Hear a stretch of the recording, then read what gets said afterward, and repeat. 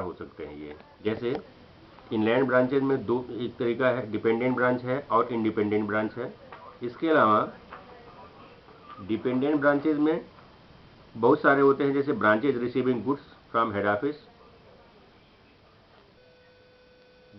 Office at cost price and making only cash sales.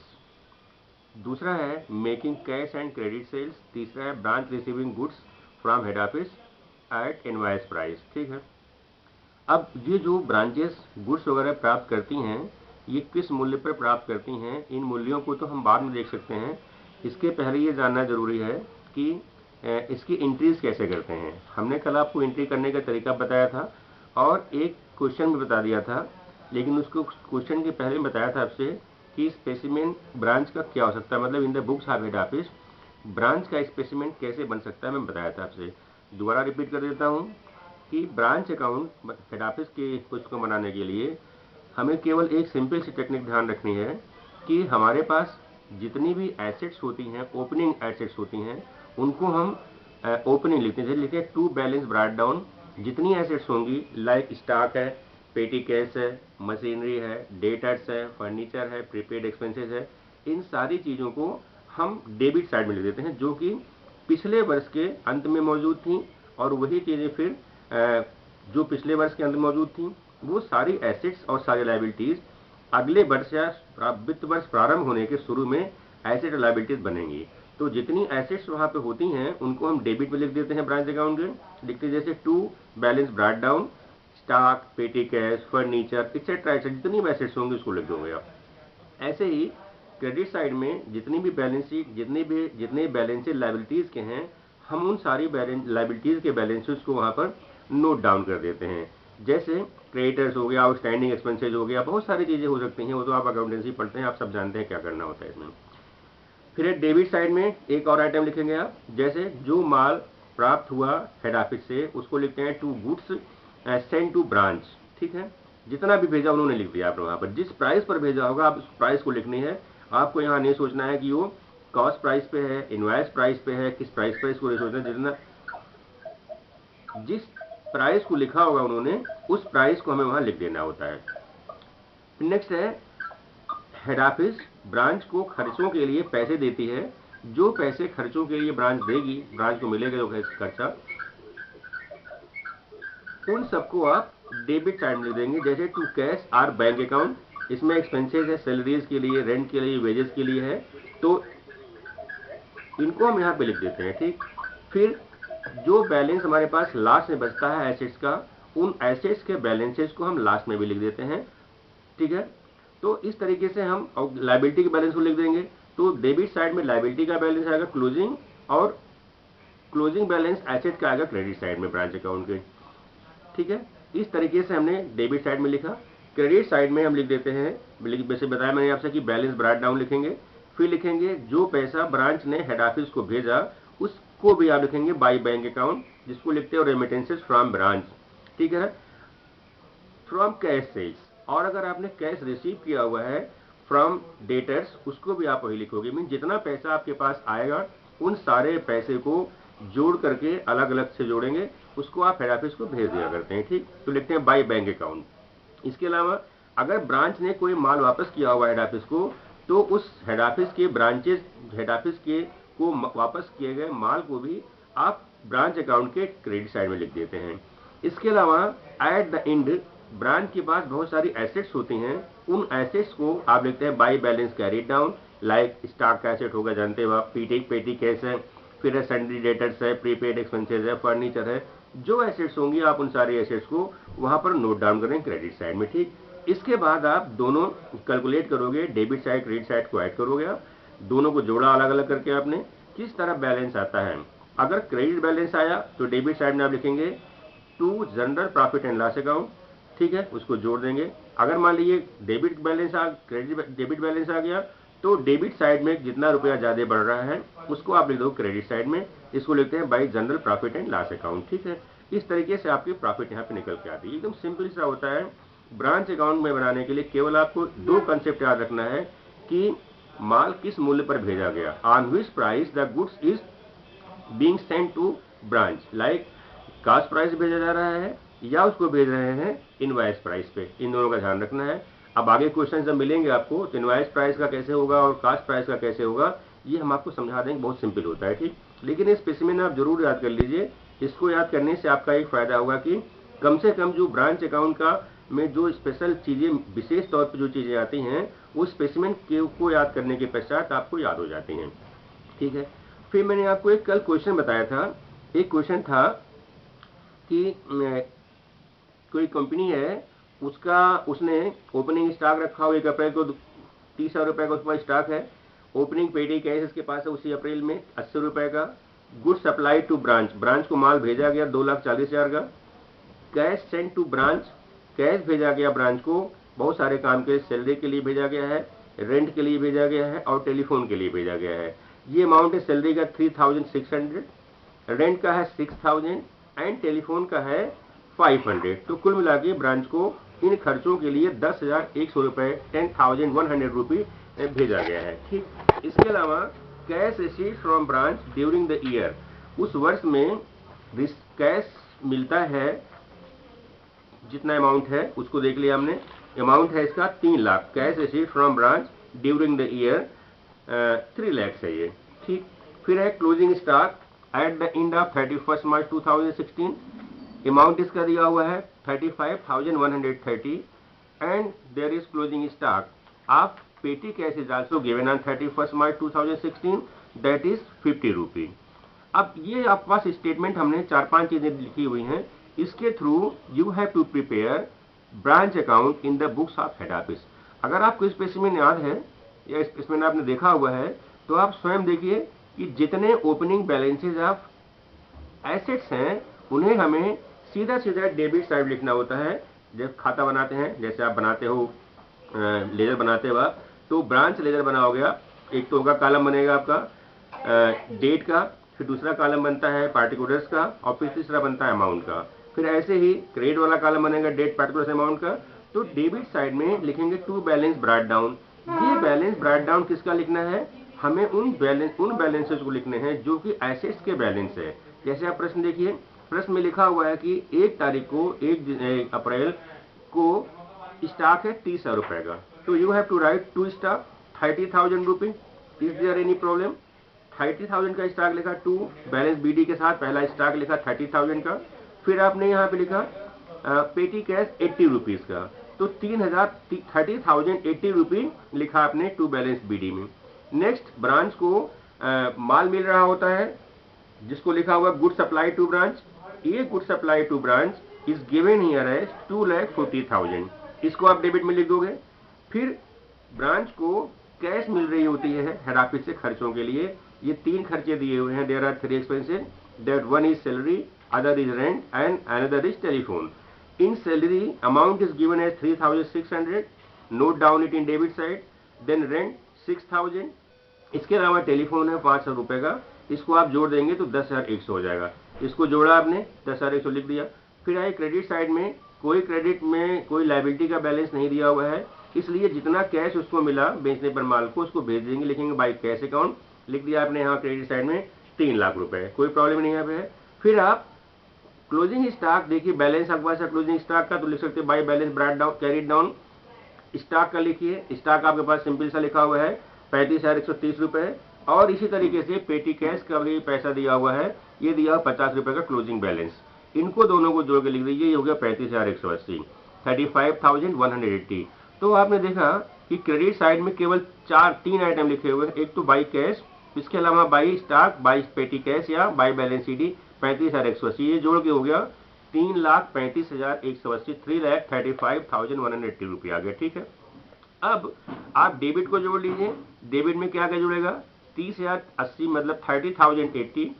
Next है 2,40,000 and 10,100, इनको जोड़ लीजिए और 3,35,180 से इसको माइनस कर दीजिए, आपके पास आंसर आ जाएगा 55,000 का credit balance. I mean debit side में लिखेंगे आप to general profit and loss account 35,000 rupee. इस तरह से देखिए बिल्कुल सिंपल सा हमारा ब्रांच अकाउंट बनता है। इसमें बहुत सारी प्रॉब्लम नहीं होती है, केवल आपको इतना ध्यान देना है कि हमने हेड ऑफिस को क्या भेजा और हम ब्रांच को क्या मिला। जो मिला वो सब डेबिट साइड में, जो है उसके पास पहले से वो डेबिट साइड में, जितना कुछ इसके ने भेजा वो क्रेडिट साइड में, और जो एसेट का बैलेंस बचा लास्ट में उसको लिखेंगे आप क्रेडिट साइड में। इस तरह से करके आपके पास ब्रांच अकाउंट आसानी से तैयार हो जाता है। इस ब्रांच अकाउंट को तैयार करने में बहुत मुश्किल नहीं होती, थोड़ी सी मेहनत करनी, 4-5 क्वेश्चन आप यहाँ से पढ़ेंगे शुरुआती दौर के, आपको ब्रांच अकाउंट अपने आप अच्छा सा तैयार हो जाएगा। ठीक है, तो इस तरह से ब्रांच अकाउंट का पहला क्वेश्चन मैंने बताया आपको। अब आएगा दूसरा क्वेश्चन है जिसमें आपको इंट्रीज करनी है। ठीक है ना, क्वेश्चन ये है, लिखना चाहते हैं अगर 2 मिनट लगे टाइम लिखने का, या आपको अगर किताब हो सामने रखी हुई हो एस के सिंह की हो, एस एम शुक्ला की हो, उसको उठा लीजिए, वहां से आप देखिए। क्वेश्चन दिया हुआ है ओपनिंग स्टॉक ऑन 1 अप्रैल 15 40,000। लिखना चाह रहे हैं आप लोग? हेलो, आप लोग लिखना चाह रहे हैं क्वेश्चन? अगर क्वेश्चन लिखना चाहते हो तो हेलो, हाँ क्वेश्चन लिखना है बेटा? अच्छा चलो लिखो। ओपनिंग स्टॉक दिया हुआ 1 अप्रैल 2015 को 40,000, 40,000। फिर एक good supply to branch 1 lakh,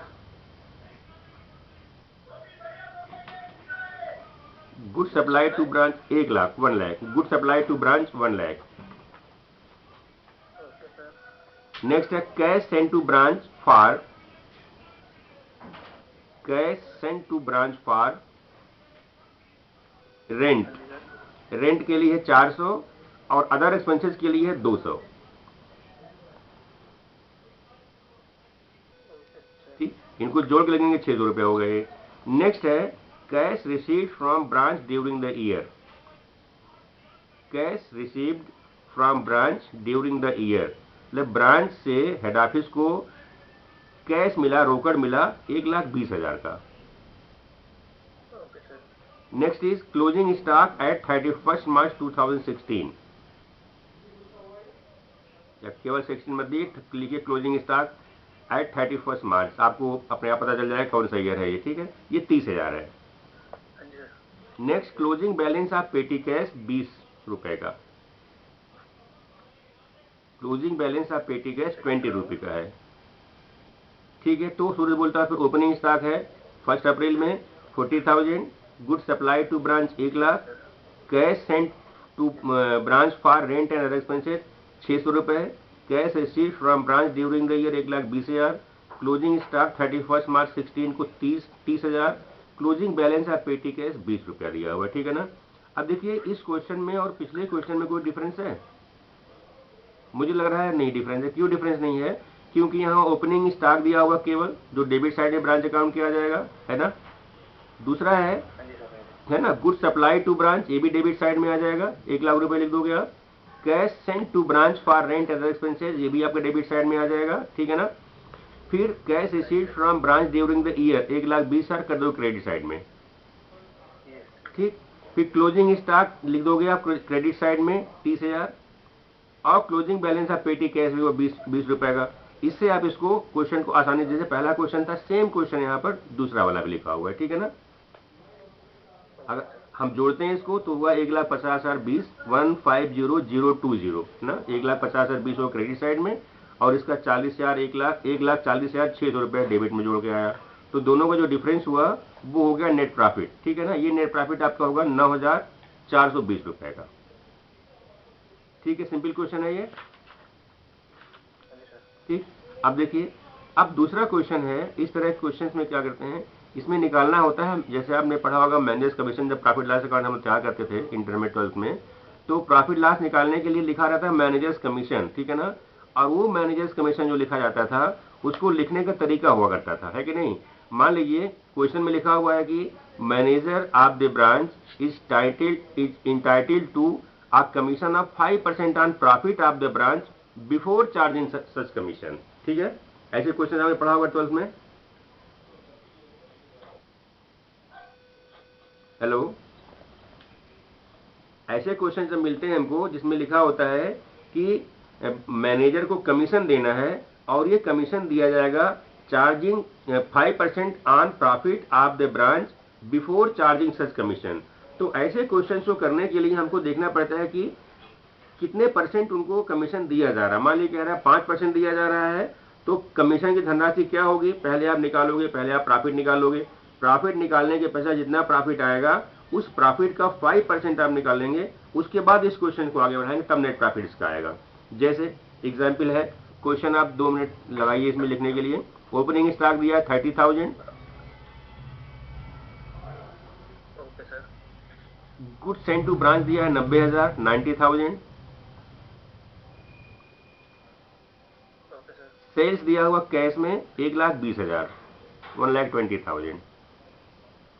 ठीक, फिर से बोलता हूं, opening stock at branch 30,000, good send to branch 90,000, sales एक कैश में बेचा गया है, अमाउंट है 1,20,000। फिर है एक्सपेंसेस, व्यय के लिए पैसे दिए गए ब्रांच को, सैलरी और अदर एक्सपेंसेस के लिए दिए गए हैं कुल 14,000 रुपए, 14,000। ठीक है, आगे स्टेटमेंट है, उसमें है closing stock could not be ascertained. Closing stock की गणना नहीं की जा कर पाए ये लोग। ठीक है ना, क्वेश्चन में है closing stock could not be ascertained but it is known that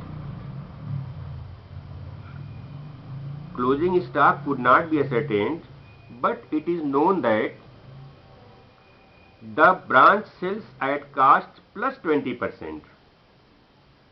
branch sales जो माल बेचता है ब्रांच ना, वो बेचता है कॉस्ट प्लस 20%। यहाँ क्लोजिंग स्टॉक नहीं दिया हुआ है, लेकिन कहता है कि क्लोजिंग स्टॉक को कैलकुलेट करने के लिए आपके पास एक मतलब सिंपल सा वो इन्होंने क्लू दे दिया कि आप ऐसे क्लोजिंग स्टॉक कैलकुलेट कर सकते हो। जैसे मान लीजिए कि आपको दिया ओपनिंग स्टॉक माल का दिया हो, गुड्स दिया हुआ है आपके पास कितना आया, और सेल्स दिया हुआ है। तो सेल्स में कह रहा है कि ये 20% 5% जुड़ा हुआ है सेल्स में, sorry 20% is added in the cost. मतलब जो बेच रहे हैं माल ना, ये वो 120 में बेच रहे हैं, 100 रुपए का माल 120 में बेच रहे हैं। ठीक है ना, तो ये क्वेश्चन है closing stock could not be ascertained but it is known that the branch sales at cost plus 20%।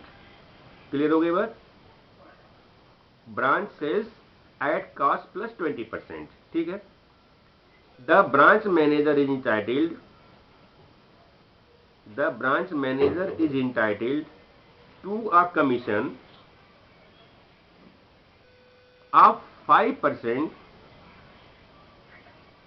on the profit of the branch before charging such commission। ठीक है, 5% on the profit of the branch before charging such commission।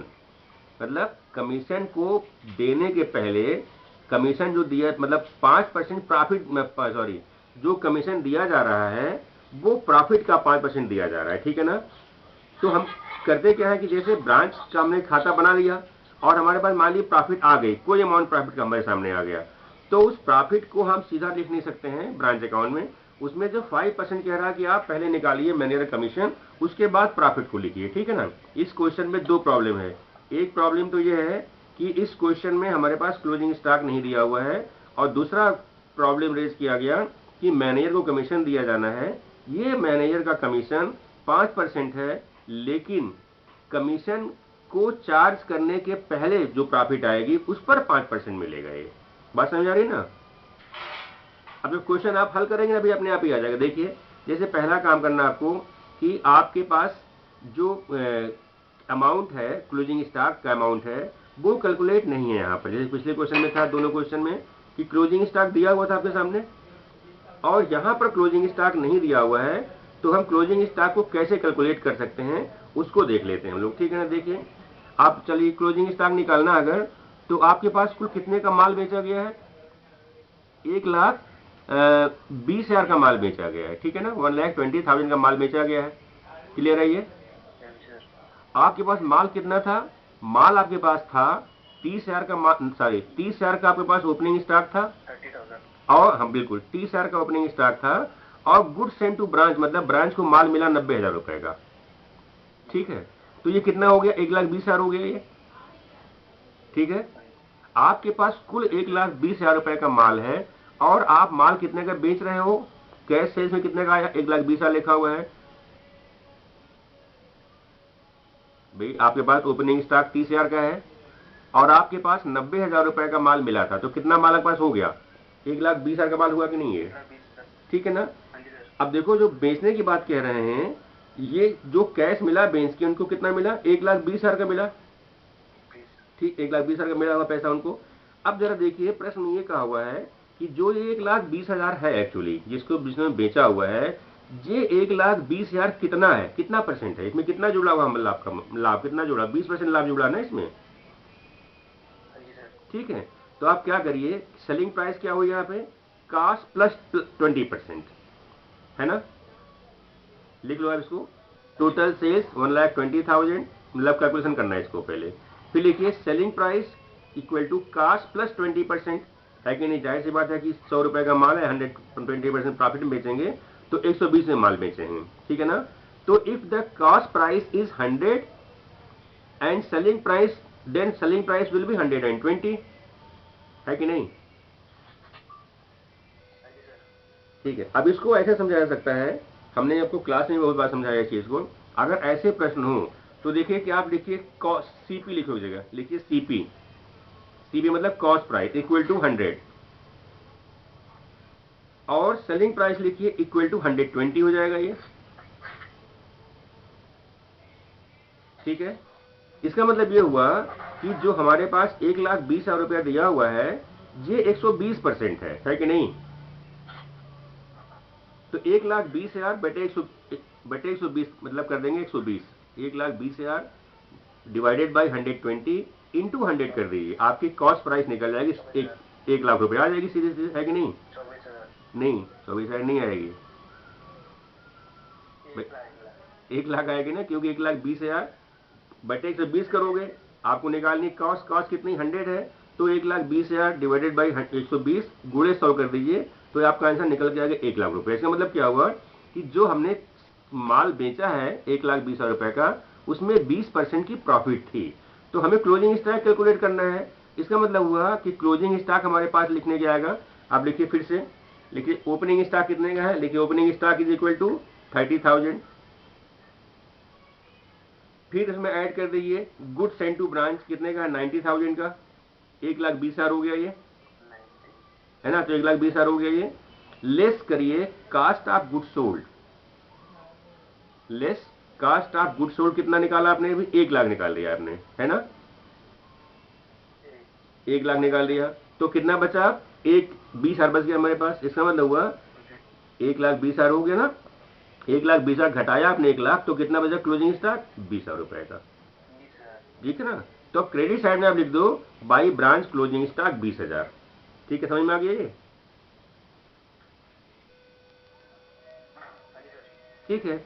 इसके अलावा हमको निकालना है एक और करो कैलकुलेशन, अभी तो हम खाता नहीं बना रहे, खाली कैलकुलेट कर रहे हैं, कैलकुलेशन ऑफ मैनेजर्स कमीशन।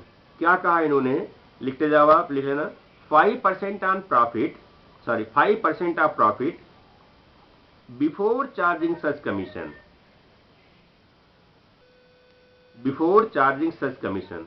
अब आप बनाइए खाता, ठीक है ना, तब करते हैं क्वेश्चन को, एक खाते का प्रारूप बना लीजिए, ब्रांच अकाउंट का प्रारूप बनाइए, फिर बनाते हैं उसको। तो लिखिए ब्रांच अकाउंट में लिखेंगे पहले डेबिट साइड में टू ब्रांच ओपनिंग स्टॉक,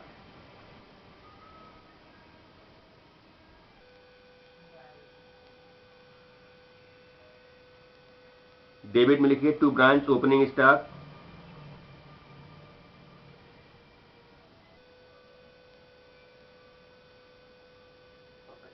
ठीक है। फिर लिखिए good send to branch account 90,000,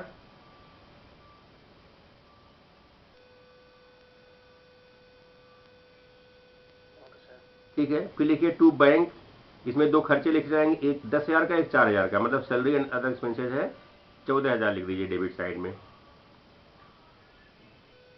अब आइए क्रेडिट साइड में, लिखिए बाई कैश सेल्स या कैश अकाउंट ब्रैकेट में सेल्स लिखेंगे, कैश अकाउंट ब्रैकेट में सेल्स 1,20,000 कर देंगे आप यहाँ पे, ठीक है, क्रेडिट साइड में। और आपने क्लोजिंग स्टॉक कैलकुलेट किया है, अभी क्लोजिंग स्टॉक निकाला आपने 20,000 रुपए का, ठीक है, कैलकुलेट किया था आपने, ठीक। अब देखिए आपके सामने एक ब्रांच अकाउंट ऐसा आ गया जिसमें opening stock, goods send to branch और खर्चे आ गए, ठीक है ना। क्रेडिट साइड में कैश आ गया और ब्रांच क्लोजिंग स्टॉक आ गया, ठीक। इनका जोड़ हो गया 1,40,000, क्रेडिट साइड जोड़ कर देखिए 1,40,000 हो गया ये। अब आपसे कह रहा है क्वेश्चन में कि जो कमीशन मिलेगा वो कमीशन प्रॉफिट निकालने के पहले 5% मिलेगा। मींस तो पहले आप प्रॉफिट निकाल दीजिए। इसको कैलकुलेट करने के लिए मैंने बताया था आपसे निकालिए 5% प्रॉफिट निकालना, 5% आप प्रॉफिट बिफोर चार्जेस सच कमीशन में क्या करना है, 1,20,000 प्लस 14,000 प्लस दोनों जोड़ दिए, कितना हो गया ये 1,20,000 प्लस 20,000 जोड़ दीजिए। फिर माइनस क्या करोगे, पीछे दिया हुआ है 30, नहीं समझ आ रही बात। देखिए आपके पास 1,20,000 आया हुआ है क्रेडिट साइड में, फिर प्लस करो 20,000, इसका ब्रैकेट बना दीजिए, ठीक है, ब्रैकेट बना दो दोनों का, 1,20,000 प्लस 20,000 मतलब ब्रैकेट कर दी दोनों सबको, 1,40,000 हो गया ये। फिर करिए माइनस, आगे ब्रैकेट के आगे माइनस लगाइए, ठीक। माइनस में क्या करोगे, पहले आपके पास डेबिट साइड के कितने आइटम पड़े हुए हैं, डेबिट साइड में पड़ा हुआ 30,000 रुपये आपके पास, ठीक है ना। बिग ब्रैकेट फिर से बनाइए, लिखिए 30,000 प्लस 90,000 प्लस 14,000, 30,000 90,000 प्लस 14,000, ठीक। अब इसको आप जोड़ लीजिए पूरा, 1,34,000, बिल्कुल सही, ठीक है ना। तो क्या हुआ, जो पहले का ब्रैकेट था उसका जोड़ है 1,40,000, ठीक है। जो पहले का ब्रैकेट था 1,20,000 प्लस 20,000 और माइनस करना होगा 1,34,000। तो कितना होगा, 1,40,000 माइनस 1,34,000 कितना आ गया, ये आ गया 6,000, ठीक है। अब आपको इस 6,000 को in the form of profit नहीं शो करना है। क्यों, क्योंकि कह रहा है कि प्रॉफिट को निकालने के पहले मैनेजर को कमीशन देना है आपको 5%, ठीक है ना। तो आप क्या करेंगे, इस 6,000 को दो भागों में बांट देना होगा, एक होगा 5% और दूसरा होगा 95%, 100% मान लिया इसको अगर, तो 5% कमीशन हो गया और 95% प्रॉफिट हो गई। तो कर सकते हो इसको, कमीशन इक्वल टू क्या होगा, 6,000 गुणे 5% या 6,000 मल्टीप्लाइड बाई 5/100, ठीक है, 300 आएगा ना ये भाई, 6,000 फिर 3 शून्य है, 2 शून्य नीचे से कट गया, तो 6 हुआ 35, 300 रुपये आ गया। अब लिखिए आप अपने उस खाते में लिखना है आपको, जहां पर लिख रखा था आपने to bank salary and expenses 10,000 14,000 लिख रखा था, वहां लिखिए टू मैनेजर्स कमीशन 300 रुपया, ठीक है। टू मैनेजर्स कमीशन 300 रुपये आप लिखिए डेबिट साइड में। और अब आपके पास आ गया to profit and loss account, कितना आएगा, कुल मिला के 6,000 प्रॉफिट हमारे पास थी ना, उस 6,000 में से 300 रुपये आपने कमीशन दे दिया, बचा कितना 5,700 रुपया to profit and loss account, branch profit हो जाएगी ये, ठीक है। आ रहा समझ में नहीं है, बस ऐसे क्वेश्चन हो गया आपका, फिर जोड़ा पे 40,000 आ गया। तो ये जो दूसरा क्वेश्चन था, इस क्वेश्चन में सिंपल क्वेश्चन एग्जाम में आएगा, ध्यान रखना इस बात का। बस केवल अगर कोई टेक्निकल चीज देंगे वो, तो ये कह देंगे ऐसा क्वेश्चन जो आपको मैं अभी बताया जस्ट लिखवाया था, ये क्वेश्चन बहुत इंपॉर्टेंट है इम्तहान के लिए, ठीक है ना। तो इसमें क्या निकाला आपने, एक तो आपने कैलकुलेट किया क्लोजिंग स्टॉक को, ठीक है। दूसरा कैलकुलेशन किया आपने मैनेजर्स कमीशन, दो चीज आपने यहाँ पे लर्न कर लिया, याद कर लिया, ठीक है ना।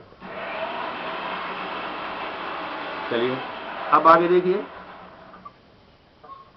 दूसरा क्वेश्चन हम बताने जा रहे हैं आपको कि हम एक बात का जब क्वेश्चन करिए ब्रांच अकाउंट, इसमें यह ध्यान रख लीजिए कि जब प्रश्न दिया जा रहा है तो प्रश्न में, जैसे अब तक प्रश्नों में क्या था, 2-3 प्रश्न आपने किए, इन सारे प्रश्न में यह था कि जो भी हम माल बेच रहे हैं वो कैश में बेच रहे हैं, क्लियर है बात। जो माल हम बेच रहे हैं जब कैश में बेच रहे थे, यहां पर कैश में बेचने का अधिकार था, उधार माल बेचने का कोई हमारे पास अधिकार नहीं था यहाँ पर, ठीक है ना, क्योंकि ये डिपेंडेंट ब्रांचेस हैं। लेकिन डिपेंडेंट ब्रांचेस को भी कई बार ये माल को बेचने के लिए कहते हैं कि आप उधार भी माल बेच सकते हो और नकद भी बेच सकते हो, ठीक है ना। तो हम जब प्रश्न करते हैं एग्जामिनेशन में, तो सबसे पहला हमारा दिमाग जाना चाहिए कि आखिर प्रश्न में क्या उधार माल बेचा गया है, क्या माल को ब्रांच को उधार बेचने का अधिकार है अथवा नहीं है। अगर ब्रांचेस को उधार माल बेचने का अधिकार है तो ऐसी अवस्था में आपको डेटर्स अकाउंट बनाना पड़ता है, ठीक है। देनदारों खाता बनाना पड़ता है। और ये देनदारों खाता बनाना आसान होता है। तो पहले हम इसको पढ़ते हैं कि देनदारों खाता कैसे बनता है। देनदार means the person who has taken goods from us on credit. जिन लोगों ने हमसे उधार माल खरीदा हुआ है उनका खाता हमको बनाने के लिए बनाना पड़ता है। अगर प्रश्न में कहीं किसी भी प्रश्न में ब्रांच अकाउंट के उधार बेचने की बात करेगा, तो जब भी उधार बेचने की बात करेगा आपको 100% श्योर हो जाइए कि आपको डेटर्स अकाउंट जरूर बताना होगा, ठीक है ना। अब डेटर्स अकाउंट बनाने से क्या क्या फायदा हो सकता है, क्यों बनाया जाता है। कई बार ऐसा होता है कि हमें क्रेडिट सेल की अमाउंट नहीं दी होती है, तब भी बनाना पड़ सकता है। कई बार हमको कहता है कि आपके पास कैश कितना मिला आपको डेटर से, ये बनाना हो तभी भी हमको इसको बनाना पड़ता है। इसलिए डेटर्स अकाउंट को रट डालिए। और एग्जामिनेशन में आता है कई बार मेमोरेंडम डेटर्स अकाउंट क्रिएट कीजिए या बनाइए इमेजिनरी अमाउंट से, तो आपको बनाना पड़ता है। इसलिए प्रोफार्मा को याद कर लीजिए। अब इस प्रोफार्मा में क्या है, इस प्रोफार्मा को जैसे आप खाता बनाते हो, बैलेंस शीट बनाते हो ना, वैसे आप डेबिट साइड में डेबिट और क्रेडिट साइड बना लीजिए। डेबिट और क्रेडिट साइड बना लीजिए, पार्टिकुलर्स अमाउंट कर लीजिए, ठीक है ना। डेबिट में आता है to balance brought down. Debit में आएगा टू बैलेंस ब्रॉट डाउन, जिसमें लिखते हैं ओपनिंग डेटर्स। प्रश्न में लिखा रहेगा कि शुरुआती डेटर्स कितने हैं, ओपनिंग डेटर्स कितने हैं, वो लिखना होगा, ठीक है ना। फिर उसी साइड में लिखेंगे टू क्रेडिट सेल्स। स्पेसिमेन है ये, केवल बनाना आपको, ठीक है। पहला to balance brought down opening debtors, फिर है टू क्रेडिट सेल्स, और फिर तीसरा है टू बिल्स रिसीवेबल या बिल्स रिसीवेबल डिसऑनर्ड या बीआर डिसऑनर्ड। तीसरा अमाउंट आ पाता है, तीसरा पार्टिकुलर। तो डेबिट साइड में ब्रांच डेटर्स अकाउंट में केवल 3 आइटम होते हैं, that is balance brought down मतलब opening balance of the debtors, दूसरा होता है टू क्रेडिट सेल्स, और तीसरा होता है बिल डिसऑनर्ड। इन तीनों को आपने डेबिट साइड में लिखना होगा, ठीक। अब क्रेडिट साइड में आइए। इसके क्रेडिट साइड में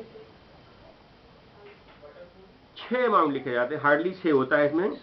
जैसे पहला लिखिए बाई, क्रेडिट साइड लिखेंगे बाई कैश या बैंक। जो डेटर्स ने पैसा दिया होगा ना कैश में, उसको आप यहां लिखेंगे। फिर है बाई बीआर या बिल्स रिसीवेबल, ठीक है। तीसरा लिखते हैं बाई डिस्काउंट अलाउड, जो आप डेटर्स को डिस्काउंट देते हैं उस डिस्काउंट को भी आप क्रेडिट साइड में लिखते हैं। फिर नेक्स्ट लिखेंगे by bad and doubtful debts, by bad and doubtful debts. फिर है लिखेंगे by return inward, by return inwards, ठीक है। ये कौन सा इनवर्ड होगा, sales return or return by the customers. जो कस्टमर वाला वापस करेगा ना, कस्टमर मीन्स उस संस्था के लिए जो दूसरे लोग माल लेके जाएंगे ना, मतलब जो डेटर्स होंगे वो उसके लिए बनते हैं डेटर्स। तो जो कस्टमर होगा वही डेटर होगा यहाँ पर, ठीक है ना। जो कस्टमर ने माल वापस किया उसको लिखा बाई रिटर्न इनवर्ड अकाउंट। फिर अगला होगा by allowances allowed to debtors, by allowances allowed to debtors, ठीक है। बाई आगे लिखिए, फिर by balance c d, balance carried down. ये अब ब्रैकेट में कर दीजिएगा क्लोजिंग डेटर्स, ठीक है। Closing debtors, by balance CD closing debtors. देखिए जैसे कि आपके पास क्रेडिट साइड के जितने आइटम दिए हुए हैं सब दिए हुए हों, और डेबिट साइड का केवल 2 आइटम दिया हुआ है, तो तीसरा अपने आप निकल जाएगा, है ना। अब देखिए, जो हम इसको फिर से एक्सप्लेन कर देते हैं क्रेडिट साइड वालों को, बाई कैश या बैंक अकाउंट। ये बैंक या कैश अकाउंट जो लिखा हुआ है ये वो अमाउंट है जो डेटर्स हमको पैसा देते हैं, मीन्स जो उधार लेके माल गए थे उन लोगों ने जब पैसा हमको दिया तो हमने उसको लिखा बाई कैश या बैंक अकाउंट। दूसरे का एक्सप्लेनेशन है बाई बिल्स रिसीवेबल। जब लोग हमसे माल खरीदते हैं तो माल खरीदने वाले हमें कई बार कैश नहीं देते हैं, ठीक है। तो कैश अगर नहीं देंगे तो क्या देंगे, देते हैं वो बिल्स देते हैं। बिल्स मतलब विनिमय विपत्र देते हैं। उन विनिमय विपत्रों को आप यहाँ पे डेबिट ले लोगे, क्रेडिट में लिख दोगे, ठीक है ना। फिर है डिस्काउंट अलाउड। आप अपने ग्राहकों को डिस्काउंट देते हैं नहीं देते हैं, तो जो डिस्काउंट आप दोगे ये किसको दिया जाता है, इसको दोगे डेटर्स को जो माल लेके जाएंगे। अगर कोई व्यक्ति हमसे माल खरीदता है और हमको हम डिस्काउंट उसको देते हैं, चाहे उसके पैसा वापस करने पे देते हो तो उसको हम यहाँ पे लिख देंगे, ठीक है। फिर ये क्योंकि डेटर्स में से बैड डेट बहुत सारे होते हैं, उन डेटर्स के अगर बैड डेट्स हैं उन बैड डेट्स को भी आप यहाँ पे ला के रखोगे, ठीक है ना। क्योंकि जो बैड डेट्स कहाँ से हुआ, वो डेटर्स में से होता है, जो माल लेके जाएंगे उनमें से कुछ ऐसे होंगे संदिग्ध लोग जो पैसा हमको नहीं देंगे या देना डाउटफुल होता है, उनको हम यहाँ लिख देते हैं। इसके अलावा बाय रिटर्न्स में या रिटर्न इनवर्ड में जो माल हमको एक ग्राहक वापस करते हैं उसको लिख दिया जाता है। फिर अलाउंसेस देते हैं, कई बार अपने व्यापारियों को, अपने जो माल लेने वाले लोग होते हैं उनको हम कुछ भत्ता पे देते हैं, तो जो भत्ता हम देंगे उसको उनसे लेते नहीं है, उस भत्ते को हम वहां पर उनसे लेस करके देख लेते हैं, ठीक है ना, घटा देते हैं। उसके बाद जो बचेगा वो बैलेंस ऑफ क्लोजिंग डेटर्स बन जाएगा हमारे सामने, ठीक है। तो इस तरीके से हमारा ये डेटर्स का स्पेसिमेन तैयार हो गया। इससे हम कुछ भी निकाल सकते हैं, मतलब इसमें जितने भी कॉलम डेबिट का या क्रेडिट का कुछ भी अगर नहीं मिसिंग होता है उसको यहाँ पे निकाला जा सकता है, ठीक है। तो इसको लर्न कर लीजिएगा, इस क्वेश्चन को, मतलब इस डेटर्स के अकाउंट को लर्न करिएगा। अगर आपको यहाँ पे बहुत अच्छा समझ में नहीं आया हो तो किसी भी किताब को उठाइएगा, उस किताब में ब्रांच डेटर्स अकाउंट का स्पेसिमेन दिया हुआ होगा, उसको लर्न कर लीजिएगा। फिर हम नेक्स्ट डे क्लास जब लेंगे तो वो क्वेश्चन होगा कैश एंड क्रेडिट सेल, जहां पर दोनों के आता है, ऐसे क्वेश्चन हम पढ़ेंगे वहां पर, ठीक है। अगर कोई प्रश्न कुछ समझ में ना आया हो तो आप इसको आप चाहे तो व्हाट्सएप कर दीजिएगा, व्हाट्सएप करके मैं अपने आप ही आपका आंसर दे दूंगा, ठीक है, क्वेश्चन का। या कोई ऐसी टेक्निकल चीज समझ में ना आई हुई हो उसको पूछ ले, बता दूंगा उसको। फिर मैं इसी क्वेश्चन का नोट्स आपको भेज दूंगा, अभी ठीक है, क्वेश्चन बना बनाए भेज दूंगा आपको फोटो कॉपी करके, ठीक है। Okay, thanks all of you. हाँ बेटा, कोई बुक बता दे, या तो कोई किताब ले लो यार, एस एम शुक्ला की ले लो, आप एस एम शुक्ला की ले लीजिए। एक दूसरी किताब है एच के सिंह की है शायद, उसको ले लीजिए। नारंग की किताब आती है, कोई किताब ले लो, सब किताब में जैसा लिखा हुआ है, किताबों की प्रॉब्लम नहीं है।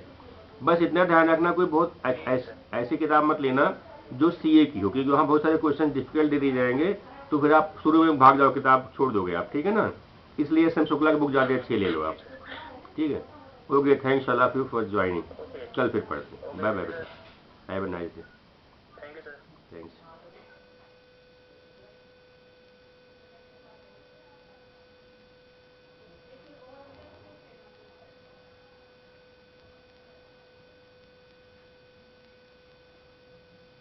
Okay.